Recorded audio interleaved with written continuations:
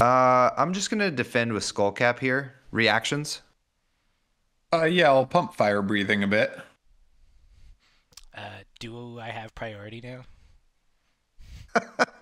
Yes. Oh, good. Then I pass. Welcome everybody to the reaction step, YouTube exclusive sister pod of the Attack Action Podcast. I'm here as always with my best friends, Isaac and Colin. What's up, guys? What's up? Hello. We just came off of a very fun Welcome to Wraith farewell to Welcome to Wraith weekend.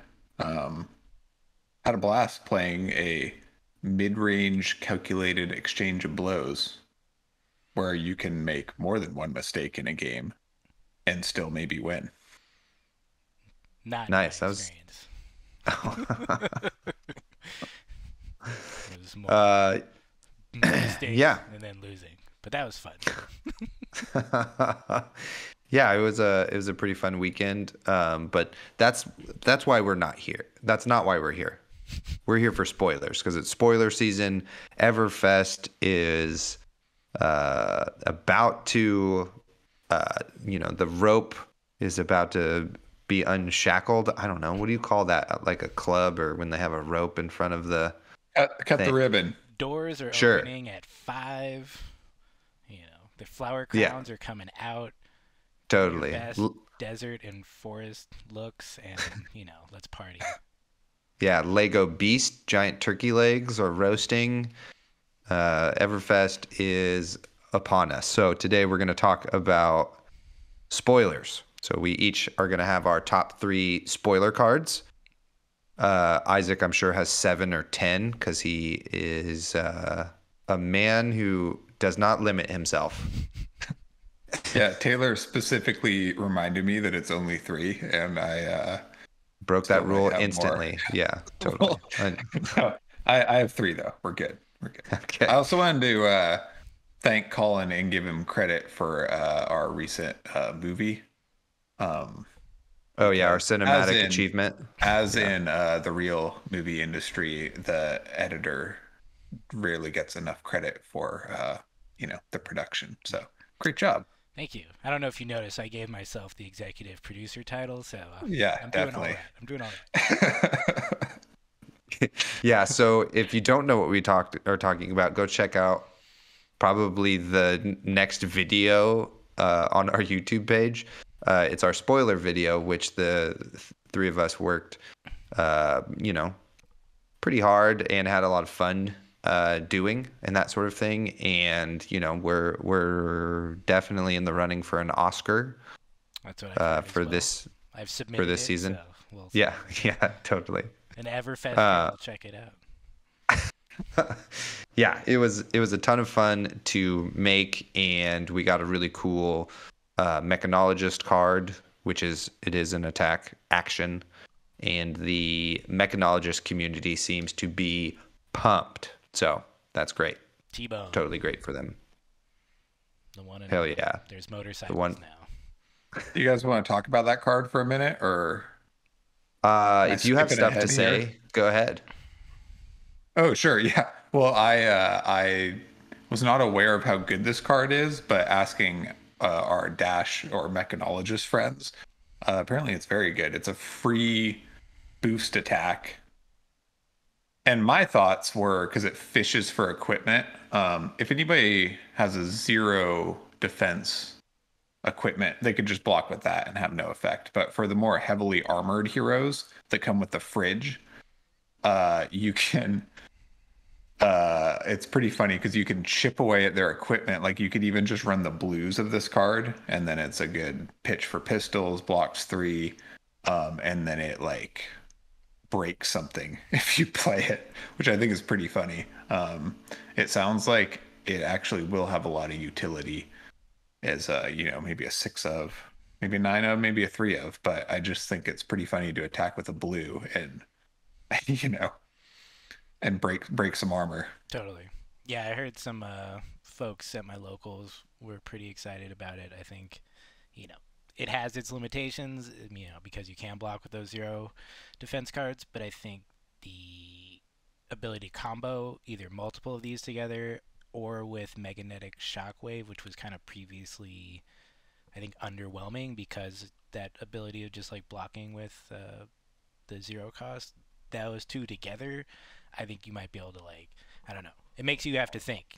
If you're playing like Viserai, you maybe don't block with Skeletor before you see something like this, because if they force it out of your you know force you to defend with it and they break it, that could mess up your big play or something. So definitely interesting, and very happy it was at least an attack action card, even though it was a mechanologist card that none of us were like you know, super Yeah. into, but like seems fun.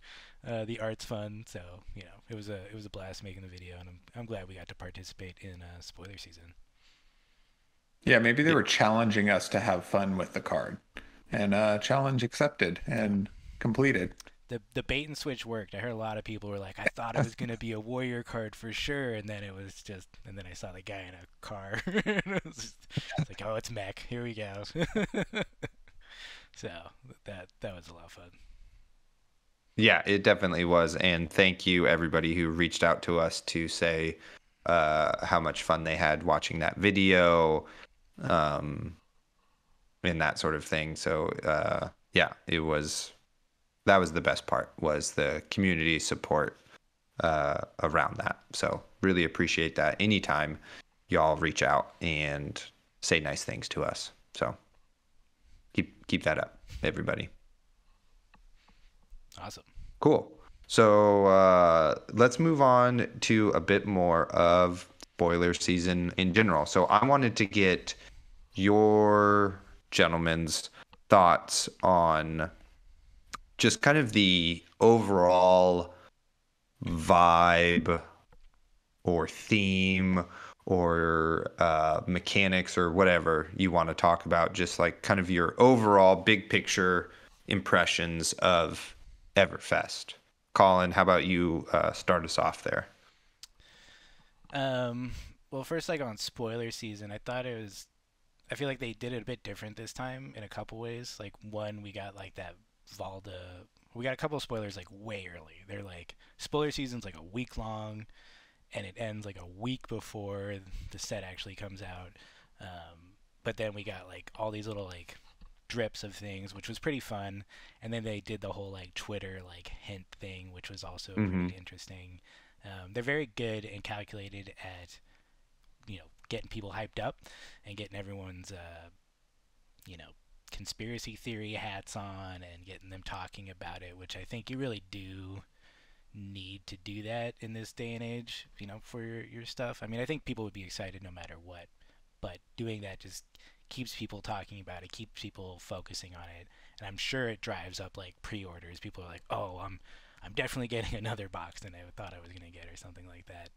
So I think that all was pretty good. I think the one place where it uh like kind of seemed to like backlash a little bit is like, one, like the hype was like is always so high, so people are just like, what's the carnival slot, what's the carnival slot?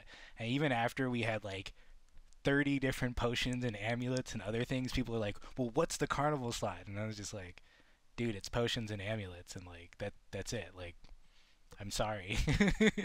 Yeah. All of our theories of it being like alt arts of previous cards or whatever like that, just like, that was just us running wild with our imaginations. But, and there still might be some surprises there.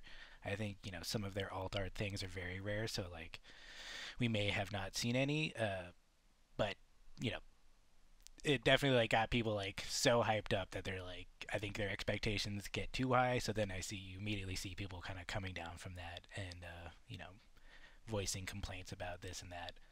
And then on the other side, I think with the whole pack openings and box breakings, there was so many leaks and just other things, and just mistakes were made and things like that. So, and like, personally, I didn't like having the Fabled spoil, which I'm not going to bring it up just in case anybody hasn't seen it and they don't want to see it. Like, I don't want to see it. I like that release day, someone finds it and it comes up and everyone's like, is that Yeah. real? Like that's a fun thing. And whoever Yeah. whoever leaked that has just kind of taken that away from a lot of people, which was a bit disappointing. But otherwise, still hyped. There's a lot of fun stuff coming. Isaac, what do you think? Yeah, I mean, whoever like leaked the Fabled, it's like, fuck you. Like, do something positive in the world. You're just like, you're hurting LSS, you're like hurting content creators. Like, just, I don't know. What an asshole. So, anyway, moving on from that. I don't particularly love like carnival art or flavor. So some of the generics or that flavor is just like not personally very appealing to me with this set. It's just fine, but some things you like better than others. One thing I really love about this set is all of the items and potions and the sheer volume of cards that have maybe kind of very powerful niche effects or pretty like open-ended new lines of play. We could get into that more a bit later, but I think that some of the design space around, especially the items, and even some of the class cards, is really really cool. There's also just a number of cards that like really shored up the weaknesses of certain classes and or a direct counter to one of their weaknesses or a tool that they like very obviously needed. And some of those cards are a bit more generic or kind of like an obvious fit to round out the class, but nevertheless, I'm very happy to see all of them get those. So, while I'm not psyched on every card in the set, I'm very happy about a good number of mechanics and design choices they made. I think it's quite good. Taylor, over to you. Thank you. I can't agree with both of you more. I totally agree with you, Colin, about how like we all look forward to spoiler season every year, or every set, I should say. And LSS usually does such a great job of making it really captivating beyond just like seeing cards, and there being so many cards flooded into the social spaces that it took a little bit away from the magic. But then what Isaac has to say with like the design of the set, I really like it, mechanically. It's something that like a lot of people have talked about, like, hey, can we see a kind of support for classes that, or archetypes within classes that don't really have support, like warrior, one-handed weapons in warrior are getting a lot of support, which is really cool. And it looks like maybe Iris of Reality is getting some, that could be a build in Prism and that sort of thing. I don't know. I'm just saying in general, that these other types of archetypes or builds and classes seem to be getting the like cards they need to make them a bit more viable in the meta, which I think is really cool, and is what a supplemental set should do. And there's always like, so for me emotionally, there's I have to be a little bit detached during spoiler season, because if I get too attached to my preconceived ideas of what things could be, like you said, Colin, like I'm only going to be set up for disappointment. So I'm just like, I don't want to think about what my favorite heroes need for them to just like break the game or whatever. I just am like, cool, these are the cards I now will have, and how can I use them? Right. And same thing with like the generics or whatever. Just, can we use them? Can we not? Rather than trying to like, have a huge set of expectations. and then just get disappointed, because then it makes it a lot harder for myself to like deck build and adequately evaluate cards that need to find a place right away to make things stronger or shore up weaknesses and that sort of thing. So that's kind of my take on it. And I do actually really like the carnival theme. I think it's really fun, and I actually kind of wish they had leaned more into it, that it got like weirder and like PT Barnum and just like more freakish things were happening. I mean, we got like where's my That's as peak yeah as you get. yeah, but where's my like crocodile boy, or something like that. Like that's what I want to see. Just some weird shit. You wanted the freak show side. Yeah. I wanted all of it. Just give me it all. I think it's a tough line to toe, because I think it can put off a lot of people. So I think the way they did it was fun. They focused more on this kind of like classic thing. It's kind of got carny vibes, different kind of games and stalls and like fortune tellers and just kind of like a rowdy good time, which I think those are really fun. And then just all like the crap that you buy when you go to something like that, that's like all your talismans and you're like, this is so cool, and you're just like, oh wait, why did I buy this? And like, I don't know. Maybe it becomes useful later. So there's a lot there, and I agree too. The thing I noticed was like the cards don't really support like the current meta, but they support new ideas for all these different heroes, which I think is really interesting. And just like Crucible, it looks like they're setting up things for the long game. Some cards might not be very useful now, but they're gonna like have a time to shine later, perhaps, maybe not. Still, there's always that kind of wait and see kind of feeling. So that's really interesting. And then I thought the other part that people have been talking about a lot, I think, was the like no talent cards. We didn't get any talent cards in this set, really. I guess besides Bravo, star of the show, which I guess technically he's a talented hero, so that's one. But yeah, he's very talented. I mean, he's the star of the show. I think that makes sense to me, though, because if you look at past two metas, like they were dominated by the talented heroes. Other than Bravo, who seemed to be able to, be like a steady counter to a lot of the aggressive state of the meta. I don't know if any of those heroes needed that much support. Maybe Lexi did, but I don't. They did the ban. I'm sure this was already printed before that ban was decided, so it's hard to like fix that problem. Taking away Ball Lightning hurt her as well. So there, but it's like Bolton got some good cards. Prism got some good cards, and Chain I guess got some, but I don't think anybody really cares as much if Chain gets any good cards because they're tired of Rune Blades. So it just feels like they're stirring it up and allowing for these different things, and then they have these potions that can like really do some interesting things and really open up a deck building and design space that I thought was cool, even if it's not obvious or straightforward.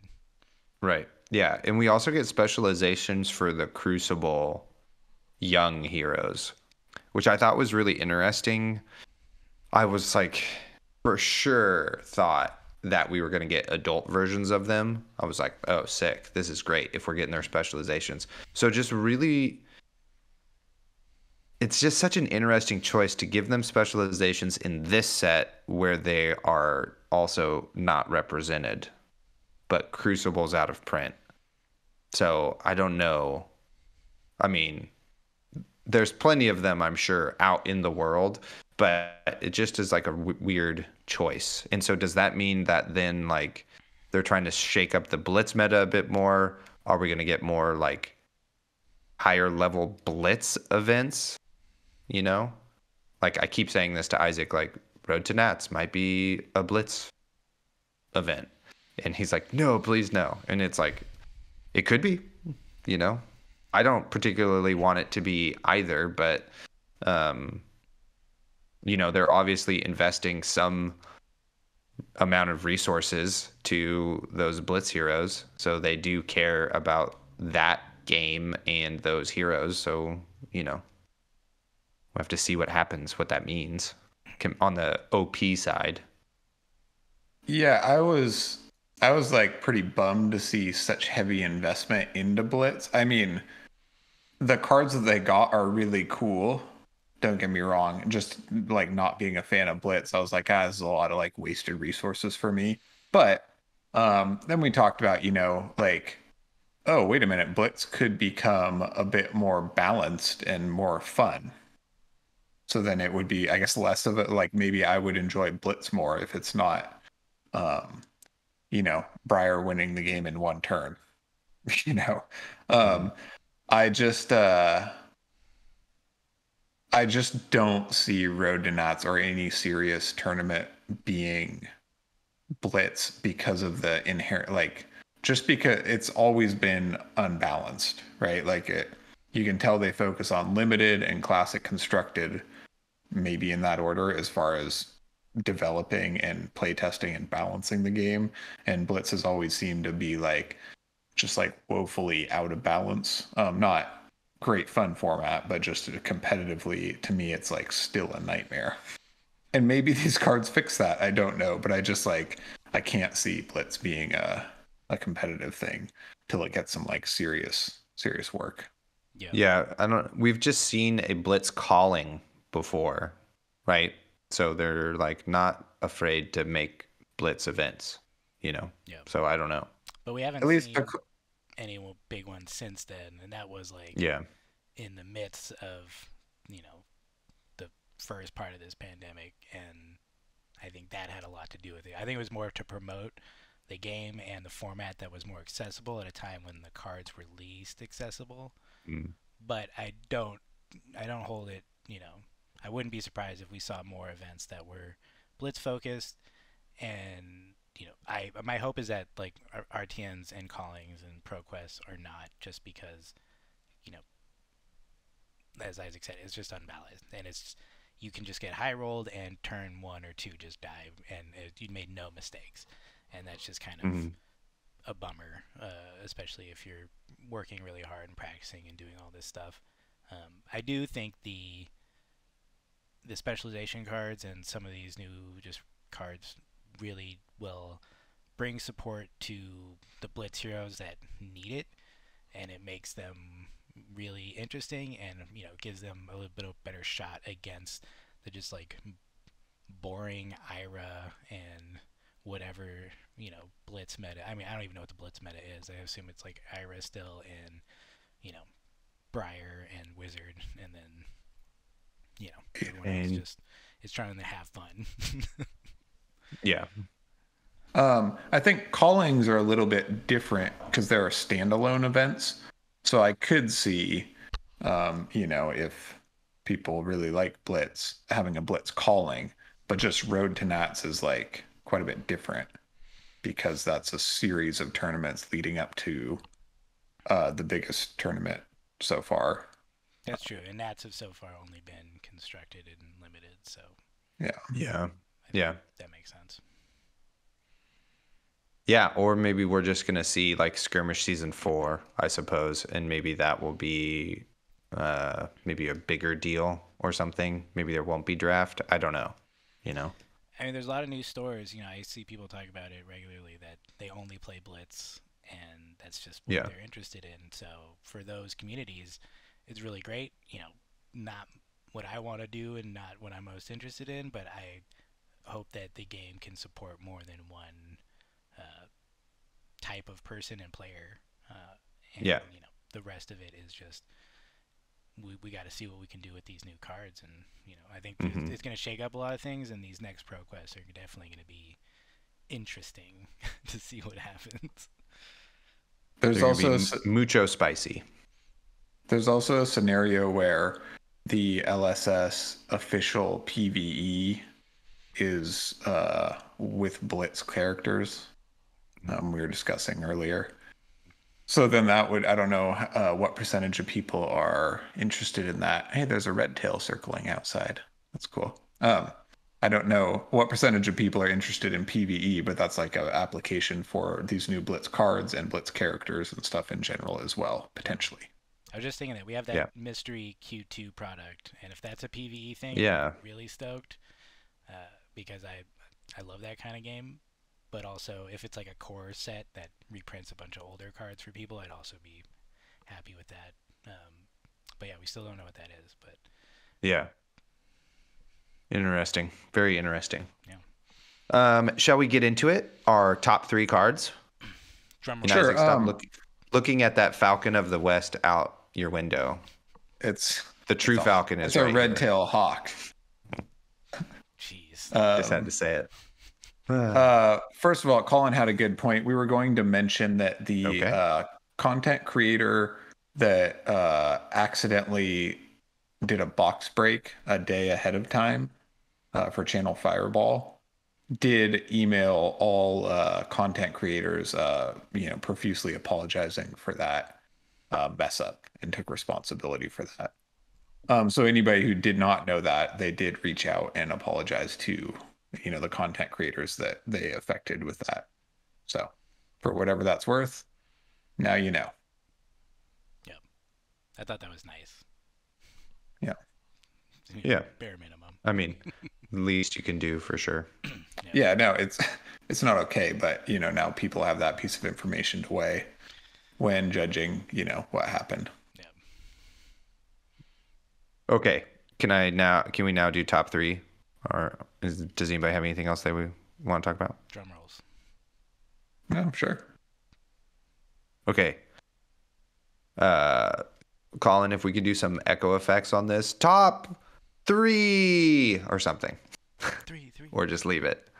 Yeah. Colin, how about you start us off with your number 1 card? Are we doing number 1 first or number 3 first? Whatever. Mine are just in no particular order. Those So are in no particular order. Okay. if you have a particular order, go for it. Okay, I will. So I think my first card is, as I'm typing it in to pop it up here, is Potion of Deja Vu. I think this is one of my favorite potions and carnival slot cards. I think it's fun and interesting, and I think there's so many plays you could do with this. I think there's a really high skill ceiling potential to this card of especially in Kano, pitch cards, put them on top. Anything where you can draw a card or play something off the top, you can potentially do some really interesting stuff, which I think a lot of classes actually do have things that either manipulate the top of the deck or look at the top of the deck for something. You could set up a Tome of the Arknight play, where you pitch those cards to play things, crack this, put them, put those on top, then tome, and then you get them back in hand, just things like that, where you have these really fun interactions between what you've pitched and then what you can take off the top. I think is going to be really cool to see what people come up with in almost every single class. So that was my number 3.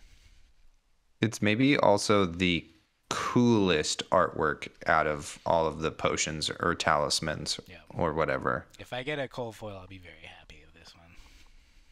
You think they're going to come in cold foil? I think what I saw in a box break that the talisman was cold foil, so I think cold foils are coming in this slot. Whoa. That's so cool. Yeah, so there's going to be some really cool looking cards, including this one. Sweet. Isaac, your first card. I was thinking about the Potion of Deja Vu, and it is really, it being worth it to play out is, what, Taylor? Oh, no, go ahead. Nothing. I got nothing. Well, you're making faces. I was wondering what was that. It remains to be seen if this potion is worth playing out for many characters, but it's like you pitch a blue to play a Blood Rush, and then you pop it, and then you draw the blue, which is exactly what you want. It's like good in almost every character, which is pretty fun to think about those lines. So I agree, Colin. That was on my list as well, but I have backups. Nice. So my first on my list is Dreadbore. That's my most obvious pick, of course. The new Ranger bow, once per turn action, pay 1. You may put an arrow card from your hand face up into an empty arsenal zone you control. So, first of all, unlike Death Dealer, your arsenal does not have to be empty. You can have an arsenal card and an empty zone available, which I don't know if this was just like poor, planning or lack of hindsight or whatever on their part when designing the initial bows, but there is that change. If you do, it gains +1 until end of turn. Go again. Arrows you control have defense reactions can't be played from hand this chain link. Now, I really like this weapon because I love Ranger and Azalea, of course, but it has a number of interesting parts to it to me. And I just like it because it combats, it's definitely a strategy to just put every defense reaction in your deck and like a bunch of blues and a powerful weapon, like mostly Bravo, but you could do this with like Rhinar or Oldheim. And this bow just forces a bit more of a game plan, which I think is like very needed in the game. Like playing defense reactions and a defensive game plan is a viable strategy, but it's like important to have, counters to that. And I think that this card, along with a number of other Ranger cards also released, definitely helps with that. So love to see it. Might be a sideboard bow. Giving up the card draw is, pretty big, but yeah, I was very happy to see this catch them out with their defense reactions. Yep. I like that the threat of this card existing forces people to consider it because they don't know until you flip it over that you're reading that. And I think that's really interesting, kind of to put that on people. It's like, well, if they flip that over and I run my defensive package, I'm totally screwed. Yeah, which is cool. Yeah, and it's dope artwork too for a bow. It's my favorite looking bow that we've had for sure. It's really cool. That's what I gotta say about this set too, is that the artwork is just great. Again, nailing it so many times. It maybe even is better than Tails, and I thought Tails was super good. I don't know. It's pretty good. There's like I guess in Tails there are some pretty big whiffs for me, like Buzzbolt, or even Frazzle. I'm like, Buzzbolt, where he's like, it's got a cool effect, but yeah, it seems like so far every card, even the like generics, are like super dope. So it's great. Nice. Cool bow. Taylor, what you got? Okay, so my first pick is Genus What You Need. So it's a merchant hero, a young hero, 4 intellect, 20 health. And What You Need has a once per turn action that costs 2. Each other hero may put a card from their hand on the bottom of their deck. If they do, they draw a card. And you create a silver token. If you gain no silver this way, draw a card. So, 2 things I have to say about this card. 1, actually maybe 3 things. Best named character so far in Flesh and Blood. Hands down. Super great. Tied in with that, as you can tell, I love a great mustache, and he has an excellent mustache. And then the kind of gameplay aspect of that is that now we kind of have a better sense of what the merchant class is and does, and like pushes the social aspects of the game, which are like really underplayed, like UPF and that sort of thing. Because if you were sitting around a table and there's like 6 of you, right, it's like every player could then draw a card, and then you could have all of this silver, basically, when you pay your resources, right, for characters to do that on your turn. So I find that interesting that they are that Cavdane is not kind of like the only merchant hero, I suppose, right? And that we have another one, but we still don't really have any merchant cards, but we're pushing the, like, you know, or we're exploring the design space for what potentially the merchant class is going to be. So that's my pick. So that brings us back to the top, or unless you guys have anything to say about our boy What You Need. I think good, excellent points on mustache game and the name. I'm curious where merchant goes. It seems just kind of like a fun thing they're doing. Haven't tried it in Ultimate Pit Fight because I've only played Ultimate Pit Fight once, but we'll see. I think it's cool that we have silver now. That's a whole other thing Yeah. too. So which means I think the next supplemental will get gold. And then where we are, I don't know, but maybe that's when they like go full out merchant and it's like a super cool class. Yeah. It's to me it's like fun, but I don't know what else about it. Yeah, totally. Yeah. Yeah. I find the interaction interesting. Like the merchant theme seems to be where, like, what is your status relative to your opponent's status, and they interact with that. Which, not sure how relevant that is, but it's pretty interesting. Yeah. Yeah. Who knows, really? Yeah. It's like a whole other way to think about the game for sure. Okay. Back to you, Colin. Your number 2 card. All right. My number 2 Or card. second card, whatever you want to call it. Card B. Well, this is my number 2. Wait, it's not showing up. There it is. Miraging Metamorph. Illusionist, Majestic, red, costs 1, has Phantasm, attacks for 7, blocks for 3. It says when Miraging Metamorph is destroyed, create a token that's a copy of an aura you control. I think this is super cool in so many different ways. One, it costs 1, so it's kind of like a War Tune Herald. You could kind of slot it in that space in the current Illusionist deck. I mean, just being able to, we'll have to see how like token auras, like copies, work in like the new comprehensive rules. And what one, I'm like, I don't know how you represent that on the field. Do you just put like a die on? It's like how do we keep track of that? Is an interesting thing. But then too, it's like you could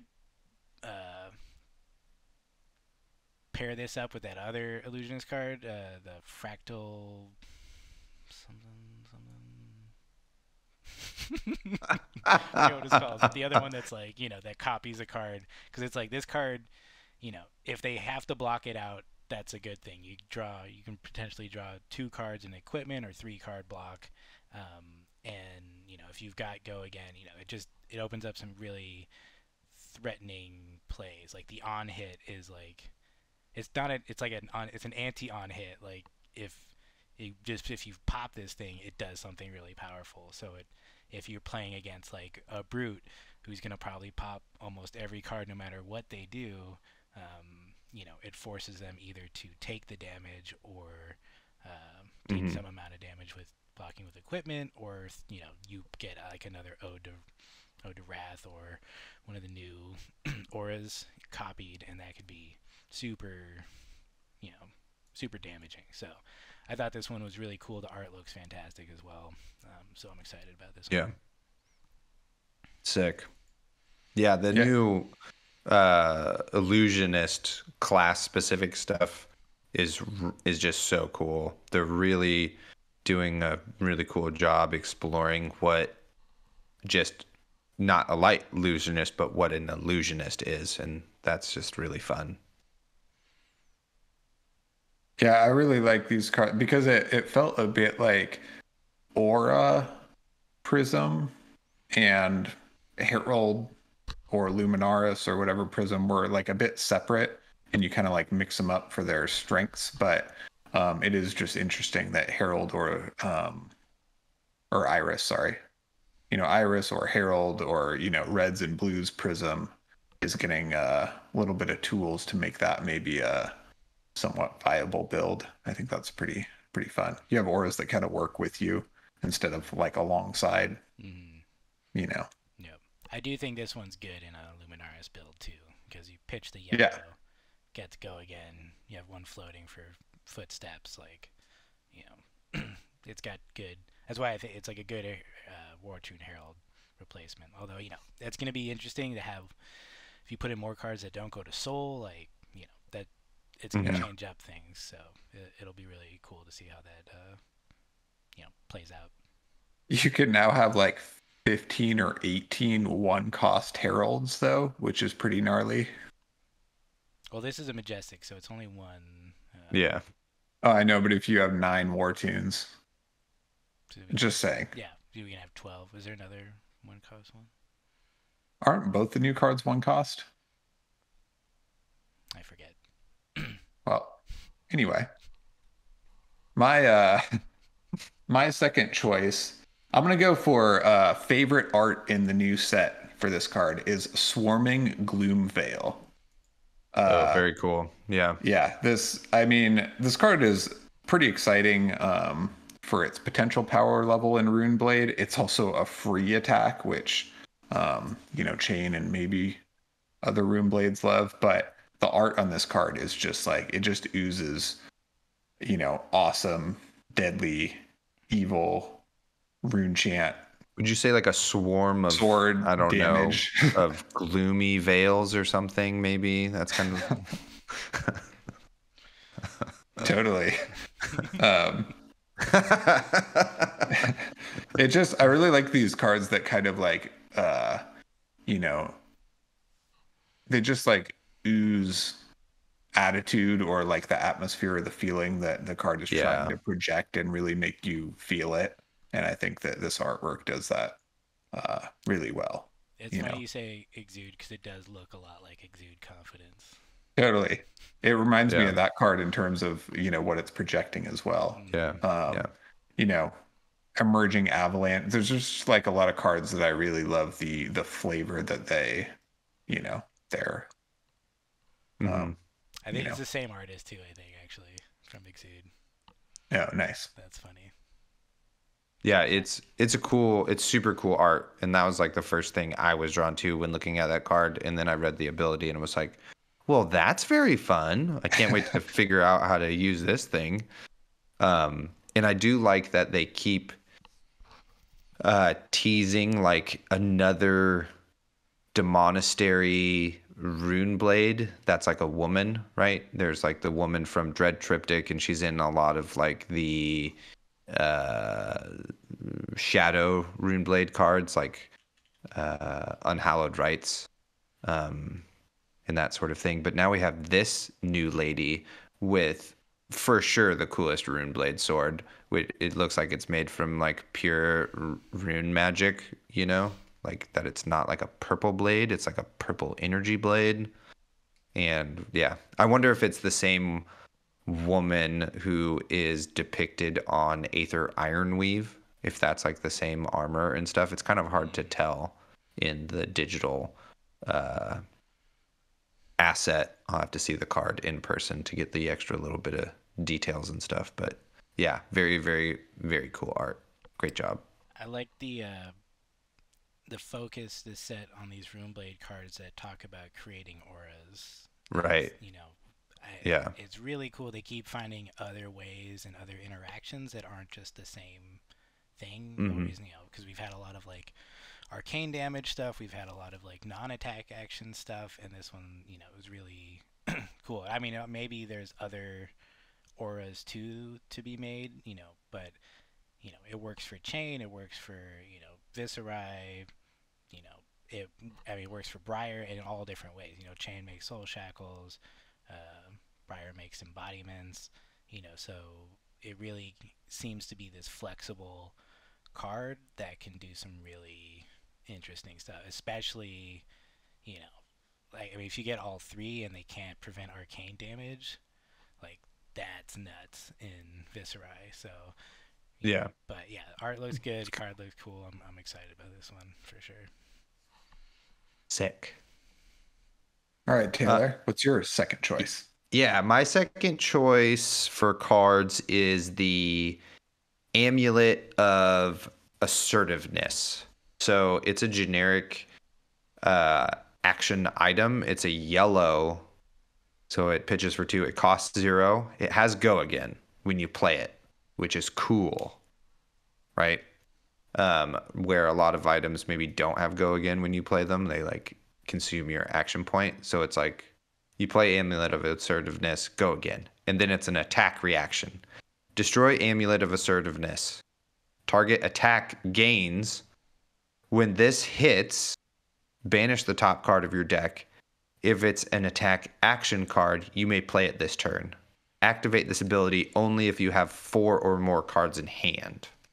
So it seems like kind of a cool like combo piece, right? It's a non-attack action that works for any of the rune blades, and then has an attack reaction that you can use, which makes maybe your like the scenario in which I think it can be utilized is you've played your Amulet of Assertiveness, and then you like banish your Shadow of Ursa, which is just a 2 power attack, and which usually gets through for some damage.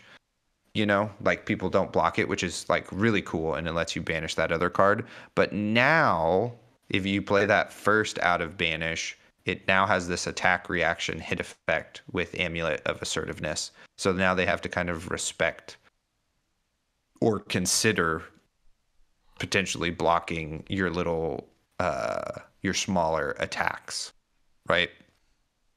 Or anything that's like at a breakpoint too. Now has like a static hit effect that's on the board that you could maybe use, right? I think it's probably pretty good in Bolton too, since you run a ton of attacks in that deck, and to just kind of get an even bigger turn on your like V for the Vanguard turn, right? Is that you can have set up the amulet, have an attack on top of your deck somehow, after your second cycle, or just in an aggro situation. Yeah, exactly. Yeah, set up all these things. So, and it's really cool art in the card, like the spoiler card in general that has like the texts or whatever is evocative as well. So I think that's my second pick.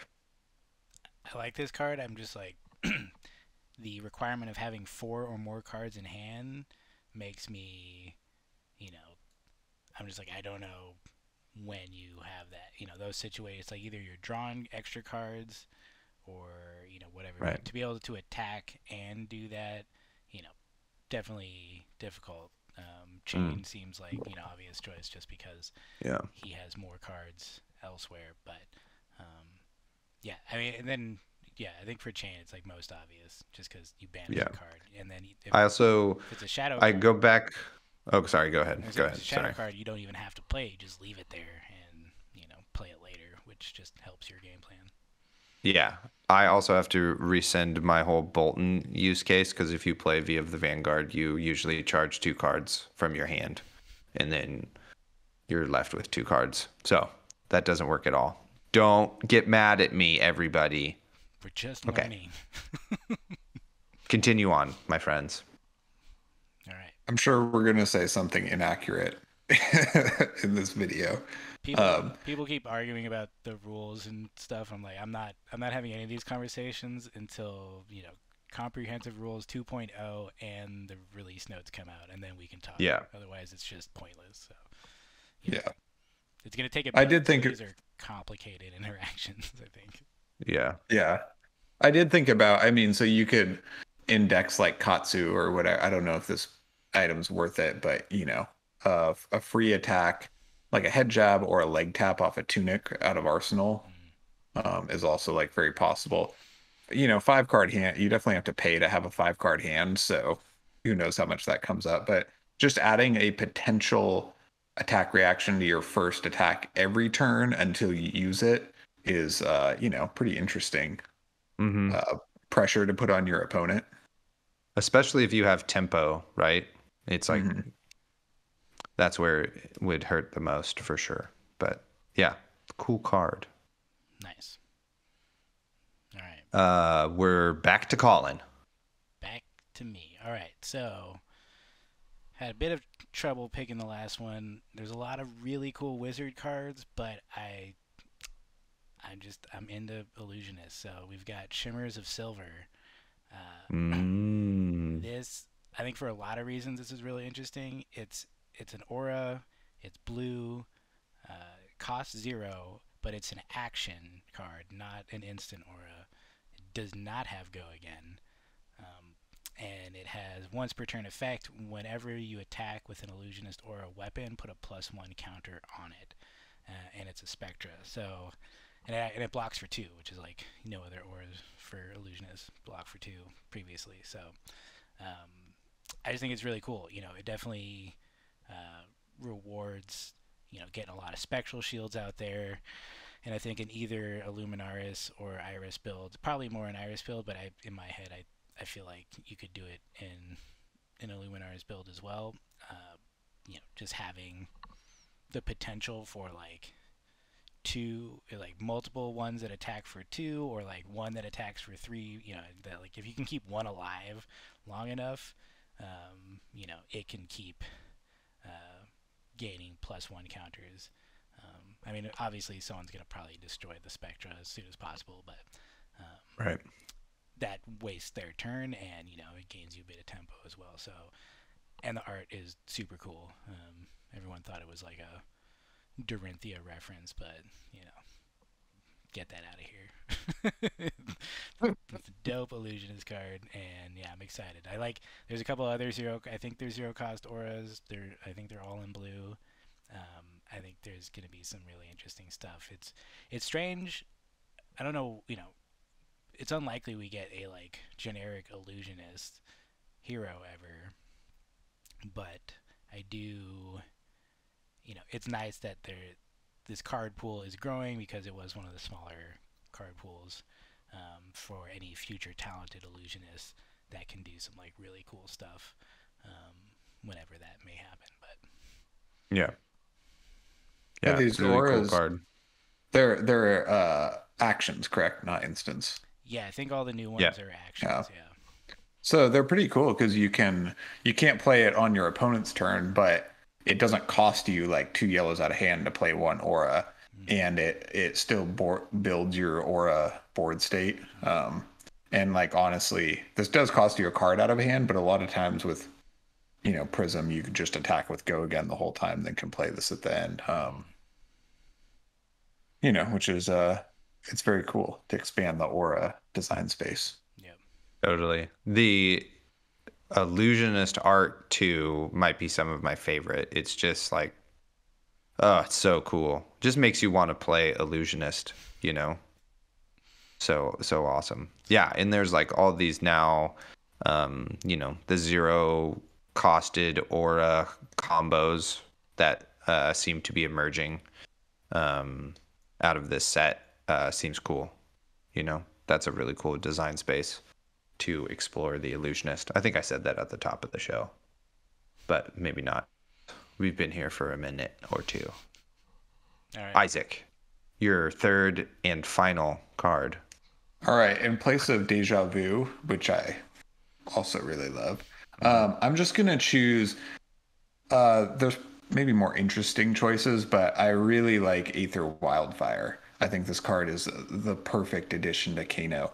It's difficult to pull off, maybe, but is like kind of another go tall tool that I was asking for. And I felt like they delivered that without making a totally busted card or whatever. They delivered that pretty well. And It's good because it kind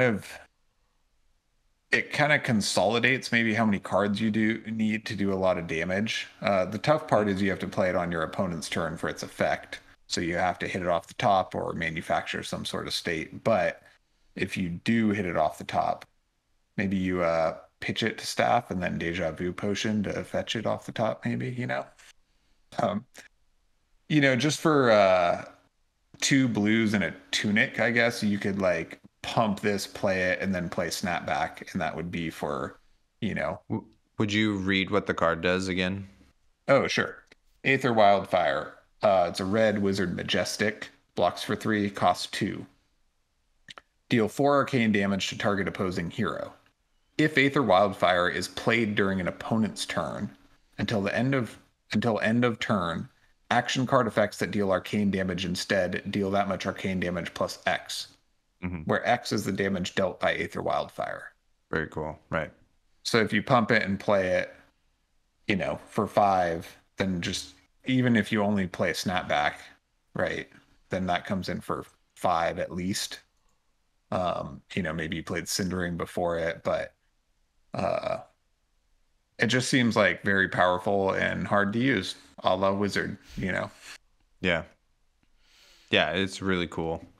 It's just, I love it. I love seeing the new Wizard cards, and I think friend of the show Thomas was saying today on Discord, like really excited to rebuild Wizard from the ground up with the new tools and stuff. All 3 of us, some of us are more expert on this show at Wizard than others, but all 3 of us are in some year at Hogwarts, and so we will definitely find some time to all nerd out together on new Wizard stuff for sure. I would like to add just a little hot tip. Don't let this resolve before all the rune chants flying at you resolve, because they will also be amplified. So save it for maybe after that, lest you be burnt in the Aether Wildfire. Is that really how that reads? No, it says action effects. Oh, gotcha. Yeah. Ha. Well, you could get Vexing. what's that chain card that always wins the game? Sonata'd. No. The chain card that always wins the game. Chain. Oh, yeah. Invert reality. Yeah. Invert existence. Existence. Yeah. Yeah. Well, that's an instant, so not an action card. Yeah, it's not an action card, so you can't use that either. Touché. Sonata, nice. Vexing, the cards with it printed on it. That's interesting. Inspired lightning. Dude, for when people start running that. Coming in for Flicker seven. Wisp. Okay, well, good points. This card is actually quite a bit safer than I thought. I had not even considered that, but it does just say action card effects, not your action card effects. So that is super thematic for like a wildfire. Yeah, wildfire. It's completely out of control, and if they can if they can instant inspire lightning on you somehow, like that's super cool. I love that. Or in the wizard mirror, tech it out, or maybe bring it with you for more fun. I am an agent of chaos. Fun for everyone. That's so good. Wingardium Leviosa. This. You just pumped all my cards. That's good. Yeah, it's a really cool card. I think it is going to be hard. It's like they have all these wizard cards that are pumped by playing them on your opponent's turn. So it's like a new kind of perspective on how to build and play the deck, which, is super interesting and opens up different... and it just kind of shakes it up rather than just people like putting in a few new cards. Like Thomas was saying, like just rebuild it and where can we get from there rather than just kind of iterating on the same thing endlessly. Yeah. 100%. Dope. All right. Taylor, did you have one? Yep. I do. I have a final card. Let's see it. I have an honorable mention, but if we wanted to get to that, we can. But my final card is Blood on Her Hands, which is the Kasai specialization. So it's a warrior action. It defends for 3. and it's a yellow, and it costs 0. I'll read it out and then talk about why I like it so much. As an additional cost to play Blood on Her Hands, destroy any number of copper you control. For each copper destroyed this way, choose a mode. You may choose each mode twice. The 3 modes are: target one-hand weapon has +1 while attacking this turn. Target one-hand weapon has go again while attacking this turn. Target one-hand weapon may attack twice this turn. Why I picked this card, this is my art pick of the set. It is horrific, but then at the same time evocative. It really tells a story, like, something has happened terrible. What was it really? What's going to happen next, right? So not only does the art on the card tell you about the potential scene, but it also like asks a lot of questions, and it's just really thought-provoking, on top of just a really cool specialization for one of my favorite heroes, and kind of helping you with that copper engine that you already have, which is just really cool. Yeah, I just really like that card. I will probably get a print of that and maybe put it in back there somewhere or something at some point in the future. So It's yeah, in the casting studio. yeah, Nice. yeah. Yeah, I think it seems like a really cool card for Kasai, and it's like finally something to do with copper. I mean, Mm-hmm. there's a couple other copper generators, and I think things to use copper for in this set. Um, so being able to do that, which previously was like maybe you run cash in and that's like it, but not even that great. This definitely has some real potential, and kind of giving her her own um, what's it called? The chess piece. Courage of Yeah, Bladehold. gives her her own like Courage of Bladehold combo that could be potentially really cool if she Yeah, gets like +1 on both, go again on both. It's like just lets her do a lot of fun stuff. yeah, it totally does. When I saw this card, I messaged Taylor. I was like, "Is this card broken? It does so many things." But he reminded me that Kasai is blitz only, and you still have to make all these coppers in the window of a blitz game and then play the card. So I was like, "Oh yeah, that makes more sense. It's really fast." But it does a Yeah. lot of things, and I do think it is very on flavor with the Kasai like haunted mercenary revenge story. Mm-hmm. She's a very cool character. Yeah, She for sure. makes copper when she attacks twice. Is that how? And they have to hit. So They you have both to have to hit. attack twice, and they have to hit. And then you get copper for however many sword attacks have hit. But then there's like Spoils of War that gets you 2 more. And then there's High Striker, right? Also. And that says any attack. So it doesn't even have to be weapons.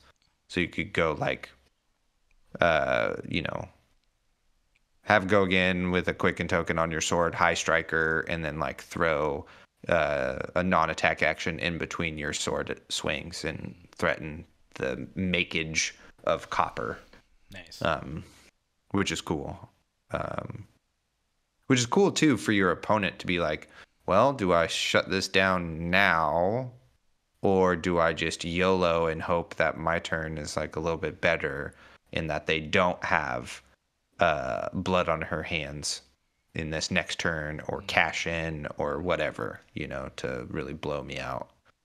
So it's very cool. All Viscerai type of second economy that you have to manage and your opponent has to worry about. Totally. Very cool. Yeah. Colin, do you have any honorable mentions you want to? I mean, there's too many. I think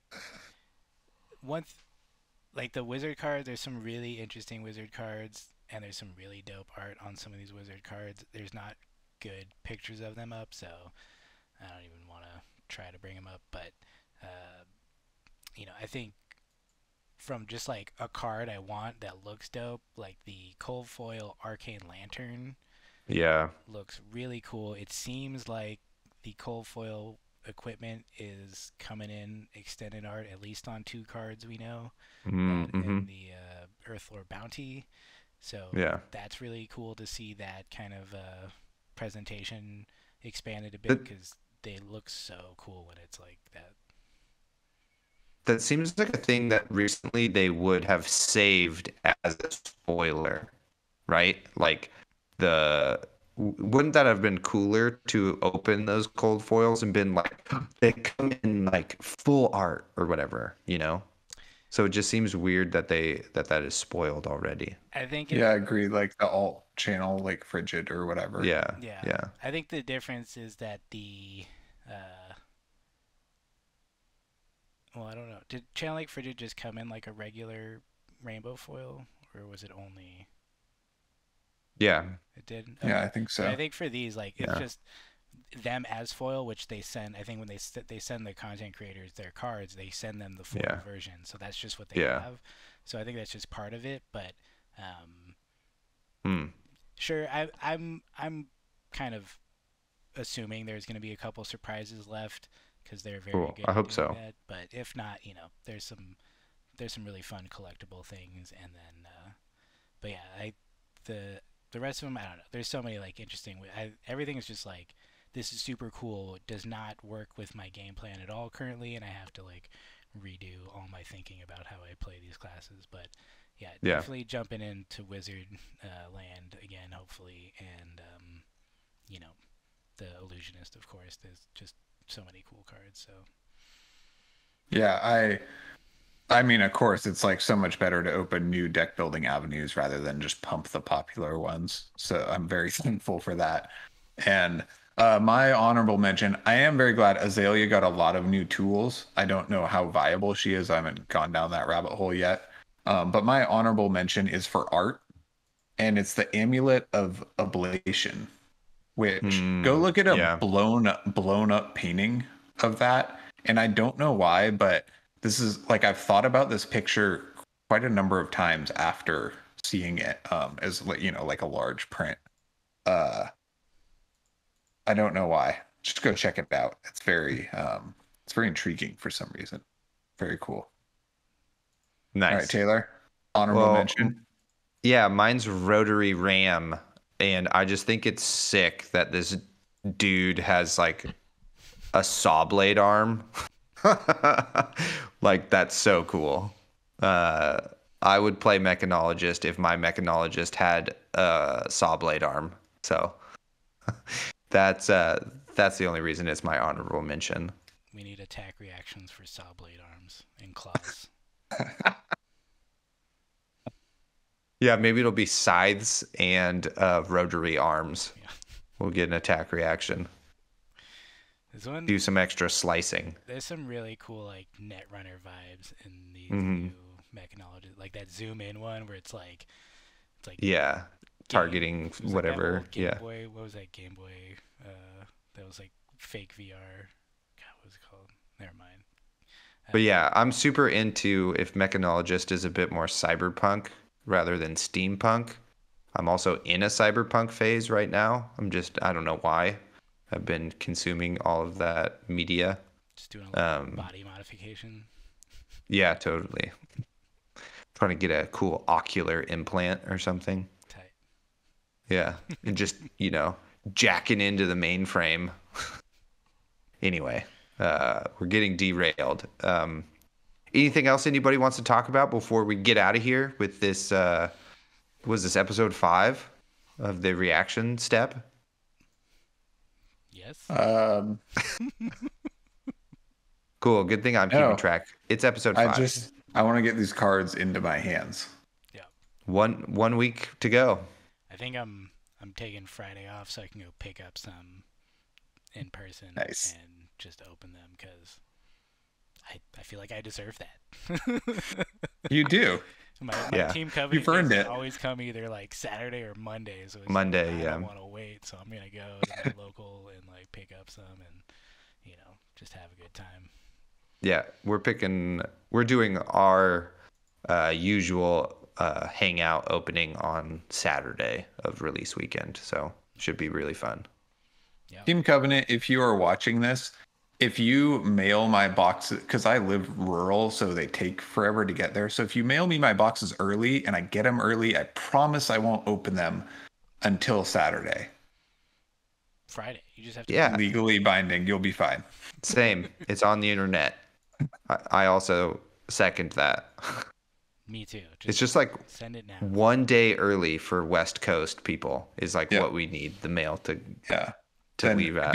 Just because getting here on Monday is so much later than Totally, Friday or work week. Saturday. It's like Yeah. impossible. But Anyway, Yeah. that'll be fun. I Cool. think hopefully on the channel we're gonna have a couple more gameplay vids coming up soon. And so check out that. we're cooking something up too. We're cooking. Totally. But yeah, In the cauldron. thanks to all our new subscribers. We hope you enjoy the content, and we'll see you guys later. Yep. Goodbye. Everyone. Awkward waves all day. Yeah. Oh, maybe that's like I'm flagging you down. No one No. You're supposed to do this. You couldn't hear what Taylor was saying.